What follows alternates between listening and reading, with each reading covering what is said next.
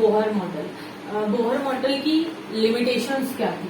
तो देखिए, जो रदरफोर्ड का मॉडल था, नो डाउट कि उससे बहुत अच्छा मॉडल जो था वो बोहर का मॉडल था, और उन्होंने हाइड्रोजन एटम के स्पेक्ट्रम से जो हमको स्पेक्ट्रल लाइंस मिली थी हाइड्रोजन एटम का, और हाइड्रोजन एटम के लाइक जो स्पीसीज थी, जैसे कि Li2+,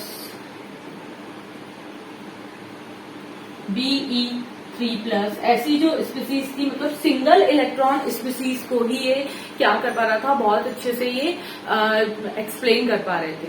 लेकिन कुछ ऐसे पॉइंट्स थे जो ये एक्सप्लेन नहीं कर पाए, तो वही इसकी लिमिटेशंस है, हमें पढ़ना है। तो इसकी जो फर्स्ट लिमिटेशन है, वो फर्स्ट लिमिटेशन ये थी कि जब हम किसी सोफिस्टिकेटेड माइक्रोस्कोप से हम उस स्पेक्ट्रम को देखते थे, तो हमको जो जैसे यहाँ पर बाल्मर के इसमें ये लाइंस मिल रही हैं, ठीक है, नॉर्मल माइक्रोस्कोप से देखने पर, और जब बहुत अच्छे किसी फाइनर माइक्रोस्कोप से देखते थे और सोफिस्टिकेटेड माइक्रोस्कोप से देखते थे, तो इसके बीच में भी कुछ स्पेक्ट्रल लाइंस आ गई थी, मतलब ये ही स्प्लिट हो जा रही थी यहाँ।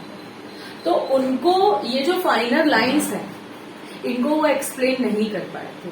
दूसरा ये कि ये हाइड्रोजन के स्पेक्ट्रम को और हाइड्रोजन लाइक स्पेक्ट्रम को, मतलब कि जो सिंगल इलेक्ट्रॉन है उसके तो स्पेक्ट्रम को ये अच्छे से एक्सप्लेन कर पा रहे थे उसके मॉडल को। लेकिन जो ज्यादा, मतलब जैसे यदि हम हीलियम भी ले लें जिसमें 2 इलेक्ट्रॉन है, तो ये 2 इलेक्ट्रॉन के लिए भी ये सिस्टम फॉलो नहीं होता था, उनके जो एजम्पशंस हैं वो एक्सप्लेन नहीं कर पा रहे थे।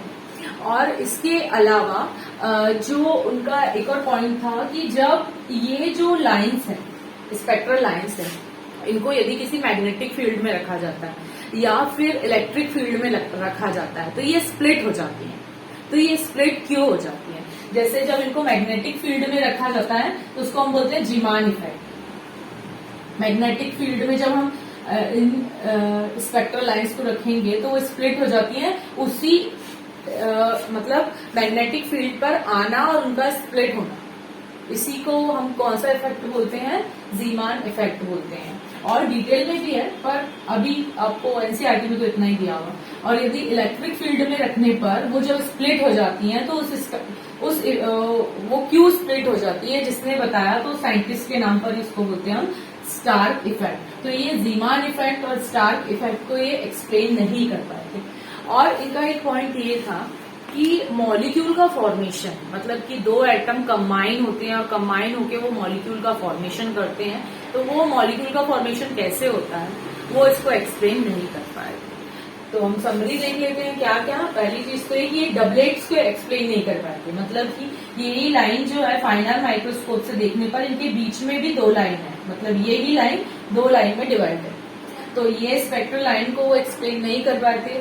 हाइड्रोजन के अलावा उनका जो थ्योरी है वो किसी भी अदर एटम पर, यहाँ तक कि यदि किसी एटम में 2 इलेक्ट्रॉन है तो उसको भी ये मॉडल एक्सप्लेन नहीं करता था। तीसरा है कि एटम एटम मिलकर वो मॉलिक्यूल का फॉर्मेशन कैसे करते हैं ये भी नहीं बताता था। और जो स्पेक्ट्रल लाइन है वो मैग्नेटिक फील्ड में या इलेक्ट्रिक फील्ड में क्यों स्प्लिट हो जाती है ये भी एक्सप्लेन नहीं कर पाया। अब हमें जरूरत थी एक ऐसे मॉडल की जो हमें एक्सप्लेन कर, जो हमें कॉम्प्लेक्स एटम होते हैं, मतलब जिसमें एक से ज्यादा इलेक्ट्रॉन होते हैं, तो कॉम्प्लेक्स एटम को एक्सप्लेन कर पाए, ऐसे मॉडल की हमें जरूरत थी। तो वो हमें मिलता है क्वांटम मैकेनिक्स से। तो नेक्स्ट से हम पढ़ेंगे फिर क्वांटम मैकेनिक मॉडल।